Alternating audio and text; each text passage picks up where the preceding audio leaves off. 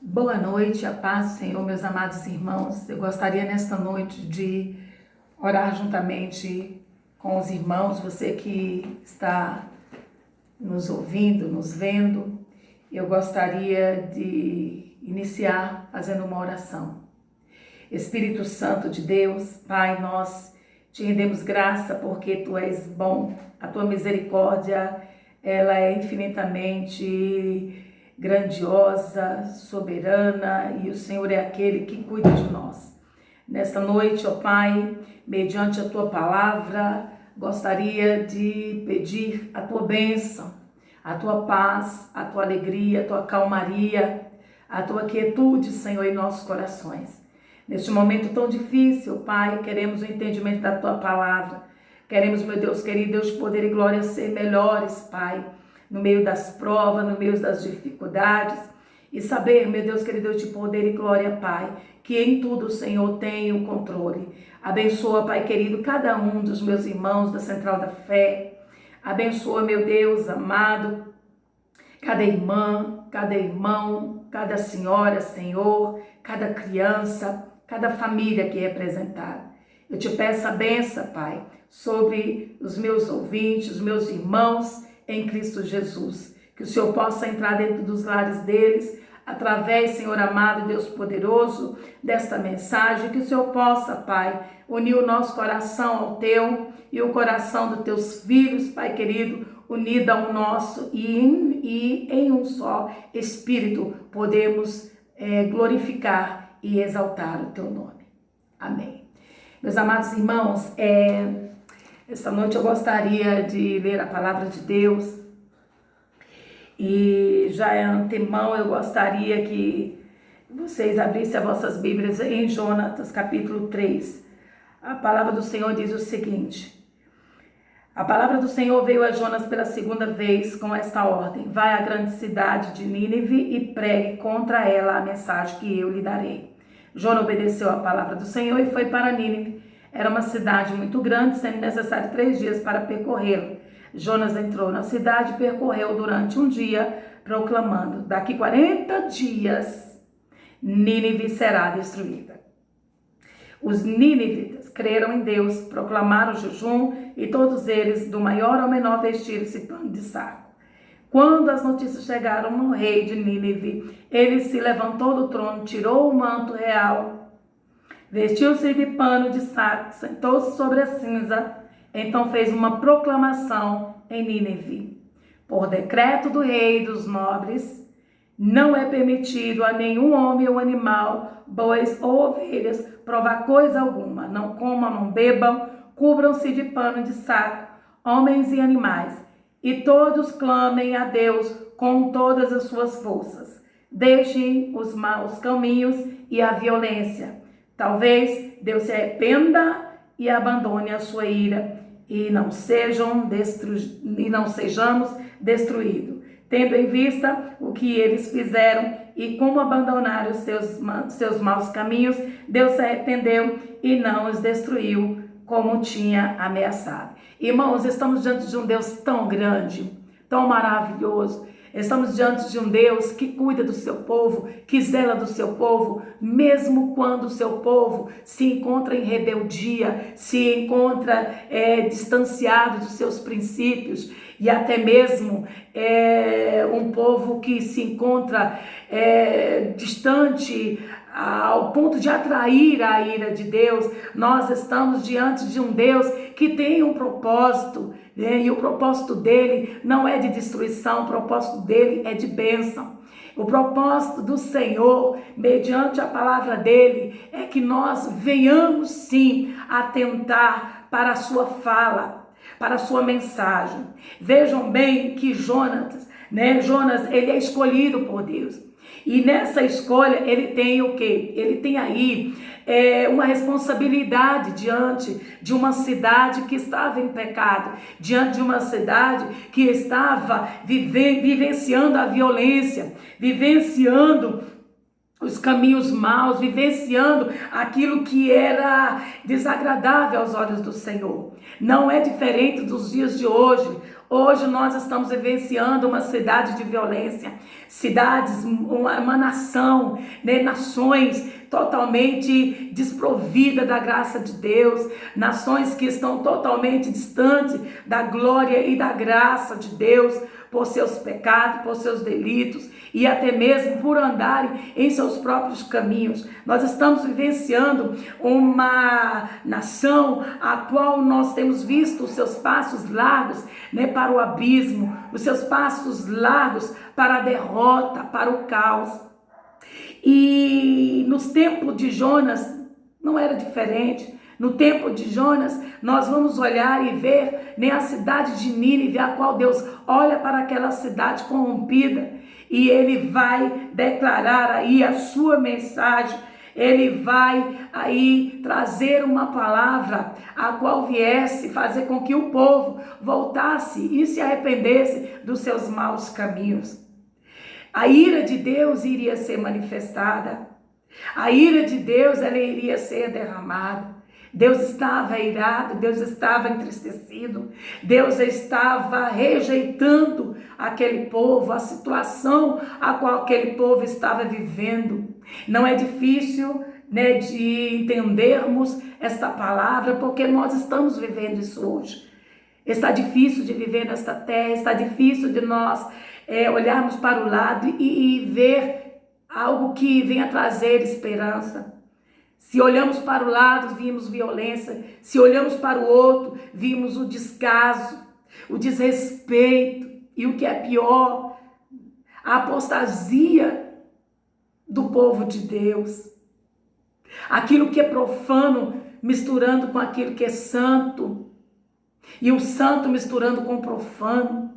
Tudo aquilo que é tido como bem agora se tornou em mal e o mal é bem. Já não se sabe mais quem é quem ou qual direção tomar. E quando nós perdemos o nosso caminho, quando nós perdemos a nossa direção, é necessário a intervenção de Deus para que haja salvação, para que haja vida, para que haja esperança no meio do caos. E o Senhor, ele vem com uma esperança. E a esperança de Deus é a ordenança dele, é a palavra que sai dos lábios dele. Nínive estava perdido, Nínive estava desolado em seus deleites, no seu orgulho, na sua soberba. E isso nós temos vivido, nós estamos vivenciando no meio do povo de Deus, principalmente o descaso. Nós temos vivenciado, né, a ganância, a soberba, o orgulho, quantas coisas nós temos vivenciado. E o Senhor, ele nos convida nesta noite a olharmos para ele e a entendermos qual é a sua verdadeira mensagem no meio do caos. No meio do caos, nós olhamos e observamos que Deus vai trazer uma mensagem. E a mensagem era que esta cidade, ela seria destruída em 40 dias. E o que é que nós estamos vivenciando? Estamos vivenciando um momento de quarentena, né? A qual nós estamos aí encurralados, nós estamos trancafiados, estamos aí, né? Para muitos como um mártir, para muitos um pesadelo, mas uma oportunidade para entendermos que tudo tem o tempo de Deus.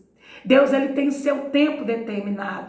Assim como ele deu um tempo para que a cidade se consertasse, para que a cidade pudesse buscar, dentro desses 40 dias, o povo tinha que entender a mensagem de Deus. O que eu quero dizer com isso, meus irmãos? Que nós não podemos ser ignorantes. Nós temos que entender que Deus, ele fala conosco em meio ao caos.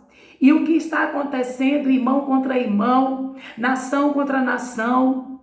Hoje é muito fácil nós acusarmos os países da onde originou esse vírus.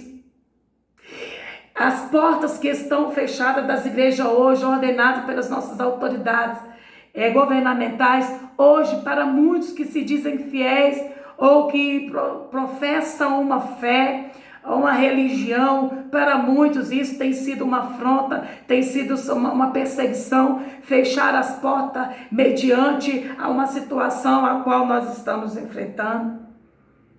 E tem surgido vários questionamentos, tem surgido várias perguntas, e que nós não vamos obter resposta indo contra o nosso próximo, indo contra os nossos governantes, mas nós vamos obter resposta ouvindo a voz de Deus, porque Deus ele fala em meio ao caos. A palavra do Senhor ela segue-se, porque quando Jonas ele vai proclamar a palavra de Deus, ele vai olhar e ver um povo que vai dar uma reviravolta mediante aquela situação que eles estavam passando. E é isso que Deus quer de nós, que nós não venhamos nos atemorizar. Podemos até sim ter medo, porque o medo faz parte do ser humano. Mas lá na frente nós vamos ver Jesus dizendo que tudo isso iria acontecer. Haveria terremotos, haveria nação contra nação, muitos seriam entregues por amor do nome dele. Mas ele estava o quê? Declarando que ainda não seria o fim. As pestes viriam, as pragas viriam. Mas era necessário nós darmos testemunho em meio a tudo isso que estava acontecendo e que está acontecendo. O próprio Cristo nos convida a dar testemunho e a não ter medo, para que no final nós venhamos ter vida. Para que no final nós venhamos ter vida. Aquilo que hoje está sendo morte pode se tornar vida, se você crer. Aquilo que está sendo um caos pode se tornar um motivo de esperança, se você crer, se nós crermos no poder de Deus. E eu convido você, meu irmão, a crer mais no poder de Deus. Temos visto um meio de comunicação, temos visto a situação que tem se alastrado nas nações e agora no Brasil. Nós estamos vivenciando talvez o começo daquilo que pode se tornar um caos. Mas nós como igreja, nós somos poderosos na terra. Nós somos um povo que temos uma arma infalível, que é a nossa fé, que é a autoridade do nome de Jesus, para mudar toda uma situação. Eu e você temos o nome de Jesus. E o nome de Jesus, ele não está limitado a 4 paredes, entendam isso. Há muito questionamento da igreja, o templo fechado, abre ou fecha. Há muito questionamento, quero dizer para você, nós como igreja, como disse uma certa pastora aí, nós somos um organismo vivo mesmo. Nós somos uma igreja que temos o quê? O poder e a autoridade nas nossas mãos. E esse poder se chama Jesus Cristo, que quebra as cadeias, que destrói as muralhas e que desfaz todas as obras do diabo. Não há praga que resista ao seu nome, ao seu poder. Mas é necessário nós como igreja entendermos a nossa identidade como cristão, a nossa identidade como cidadão, a nossa identidade como aqueles que estão aqui nessa terra de passagem e que o nosso lugar não é aqui. Nós temos um Deus muito grande, um Deus que nos escolheu, um Deus que diz, vocês são o meu povo. E se o meu povo que se chama pelo meu nome, se orar, se humilhar, se converter de seus maus caminhos, o Senhor ele nos convida a vivenciar uma palavra de fé, a vivenciar o nome dele. A palavra que sai dos lábios dele é poderosa.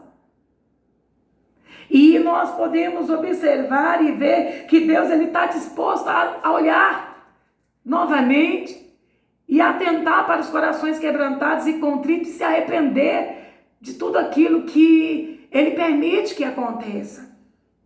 Mas eu quero dizer para vocês que estão aí ainda em dúvida e questionando o que pode e o que não pode fazer. Meus irmãos, atenta primeiramente em saber quem você é no reino de Deus.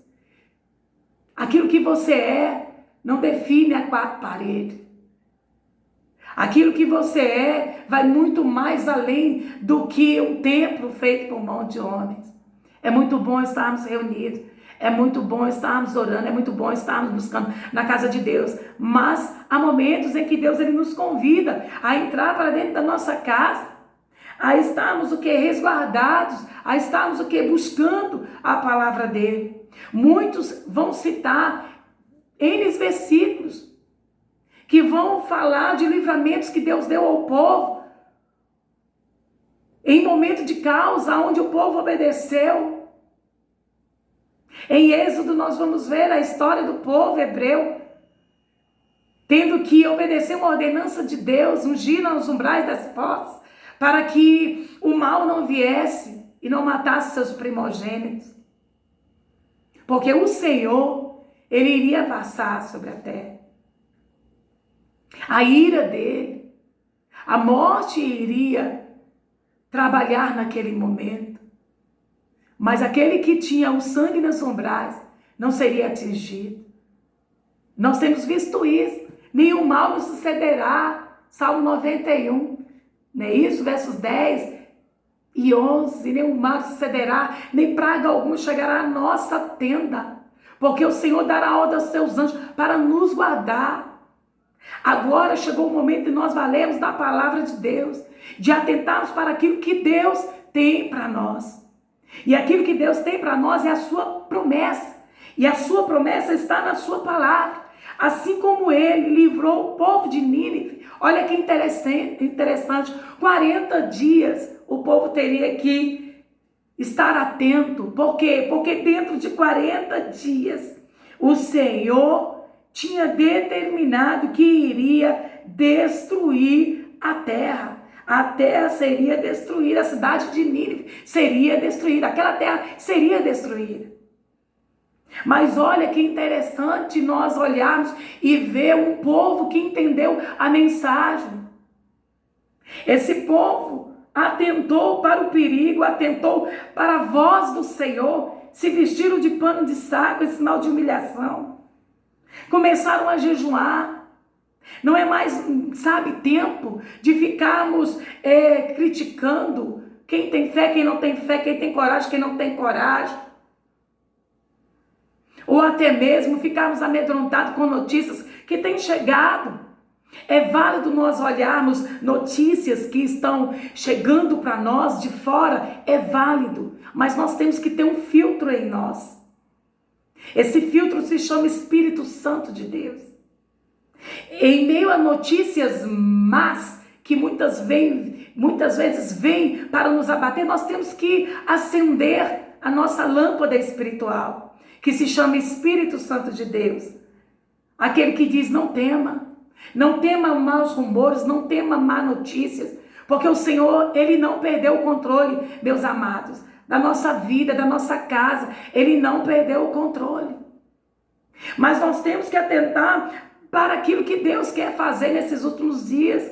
Nós temos que atentar nos mínimos detalhes. Porque muitos, infelizmente, estão desprezando normas simples e que são eficazes para a nossa sobrevivência espiritual e a nossa sobrevivência no meio da sociedade. Aqui nós vamos ver um quadro de lamento, arrependimento e obediência. É hora de lamentar, é hora de chorarmos, é hora de entrar para dentro de nossas casas, é hora de buscarmos a presença de Deus, é hora de atentarmos para tudo aquilo que Deus tem usado os nossos governantes. Muitos têm dito: é o diabo, é o inimigo. Ei, deixa eu falar uma coisa para você. O inimigo, ele não age sem uma ordem de Deus.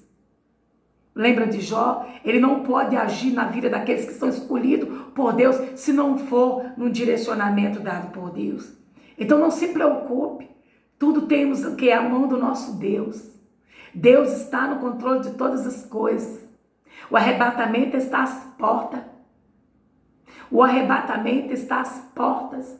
E nós temos que abrir as portas para o arrependimento, para podermos ouvir a voz de Deus. Não é tempo mais. Muitos estão questionando as portas do templo fechado. Mas será que Deus não estava do lado de fora? Será que aquilo que você vê humanamente falando, será que Deus verdadeiramente estava do lado de dentro? Ou ele estava do lado de fora? Ei, Deus agora quer entrar. Deus agora quer que as portas do templo físico sejam fechadas. E as portas do templo espiritual, que é a minha vida, que é a tua vida, que é a vida da igreja inserida, seja o quê? Seja aberta, para que possa ouvir a voz dele. Precisamos ouvir a voz de Deus e resgatar valores, resgatar aquilo que se perdeu no meio da caminhada. Muitos se perderam na caminhada cristã. Muitos se perderam em suas devocionais. Muitos se perderam, se confundiram e estão confundidos. Esse momento não é um momento de alarmar, de estarmos alarmados, mas é um momento de reflexão, é um momento de busca, é um momento de interagirmos conosco mesmo, com nós mesmos e com o Espírito Santo de Deus. E olharmos para dentro de nós e consertarmos as nossas veredas, para que assim alcançemos a graça e a misericórdia de Deus. E alcançando o arrependimento, através do arrependimento, a misericórdia de Deus, nós vamos poder clamar pela nação. A nossa vida precisa estar no altar. E é tempo de nós consertarmos o nosso altar. O altar dos nossos lares, o altar na nossa vida, na nossa casa. É tempo de nós consertarmos os nossos altares, para que assim Deus possa ouvir a nossa voz. Porque o que faz separação entre o homem e Deus, para ele atentar para o nosso clamor, são os nossos pecados, é as nossas iniquidades. As nossas iniquidades, o nosso pecado encoberto, tem feito com que o nome do Senhor tenha sido escandalizado. Tem feito com que a glória de Deus não venha a ser revelada. Os nossos pecados têm nos distanciado da presença de Deus e de tudo aquilo que Ele ainda quer fazer. Nosso Deus é Deus de promessa. O nosso Deus é o Deus de cura. O nosso Deus é um Deus de restauração. O nosso Deus é um Deus que firma estruturas espirituais, seja qual for ela, quando nós atentamos em buscar a presença dEle. Quantos cristãos, meus amados, amedrontados, com medo, quantos cristãos que estão até mesmo sem estrutura. Esse não é o momento de você julgar o teu próximo. Esse não é o momento de você dizer quem tem mais fé, quem não tem. Esse não é o momento de medirmos a fé um do outro. Esse é o momento de nós olharmos para dentro de nós. O que é covardia para você? O que é medo para você? Medo não é o que chega no teu celular, através do meio de comunicação, de tudo aquilo que está acontecendo. Medo é quando nós não encaramos a realidade. Medo, ele se faz diante de uma situação onde nós não queremos enxergar uma realidade. Aí dá medo. Quando nós fazemos descaso da realidade que está acontecendo no mundo. E a realidade é essa. Muitos estão morrendo, muitos estão tendo suas vidas ceifadas, muitos estão descendo ao abismo do inferno sem conhecer a palavra de Deus. E nós como igreja, estamos questionando, estamos indagando os nossos governantes, as nossas autoridades que foram constituídas por Deus, porque foram. Se está aí na autoridade a qual estão exercendo, foi porque Deus permitiu. O que nós temos que fazer é orarmos, clamarmos, suplicar e pedirmos a Deus que Deus venha dar entendimento, né, aos nossos governantes, aqueles que estão acima aí de nós, aqui nesta terra, para estar sendo direcionados pelo poder de Deus a trazer uma solução. Porque não é só o pobre que vai sofrer, são ricos, pretos, brancos, enfim, credos religiosos, todos os tipos. Então, todos os tipos de pessoas, posição, todos estão passando pela mesma situação. Então, eu convido a você a entendermos que a palavra de Deus, nesse momento para a igreja, é arrependimento. É se colocar dentro da sua casa e buscar a presença de Deus. Não é mais tempo de ter contato. Não é mais tempo, há tempo para tudo. Não é mais tempo de você achar que a sua fé vai trazer milagre. Uma fé irresponsável que vai causar danos a outras pessoas, que talvez pela sua irresponsabilidade, que você acha que é fé, possam ter aí suas vidas ceifadas. Então nós temos que entender o que é fé. A nossa fé ela não pode ser uma fé irresponsável. Embora se diz que a nossa fé é transcendental, fé é algo individual, a fé ela não se mede, mas muito tem usado dessa palavra fé para sair, para não vigiar, para se reunir. Então é tempo agora. Eu e Deus, você e Deus, cada um e Deus, de se arrepender, de orar. Não é tempo de agrupamento, agora é tempo de busca. As portas devem abertas para adorarmos e muitas vezes negligenciamos nos nossos cultos de adoração.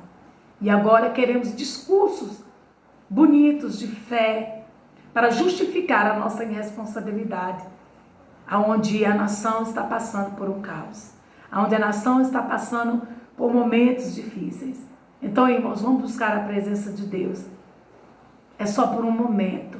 Se nós cremos, será só por um momento. Deus pode nos surpreender se formos obedientes à sua palavra.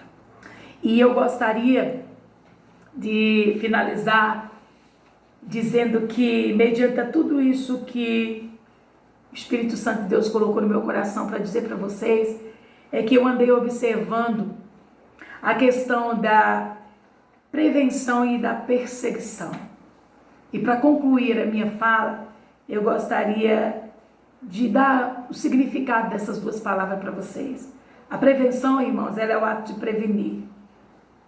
É um conjunto de medidas ou preparação antecipada de algo que visa prevenir o mal.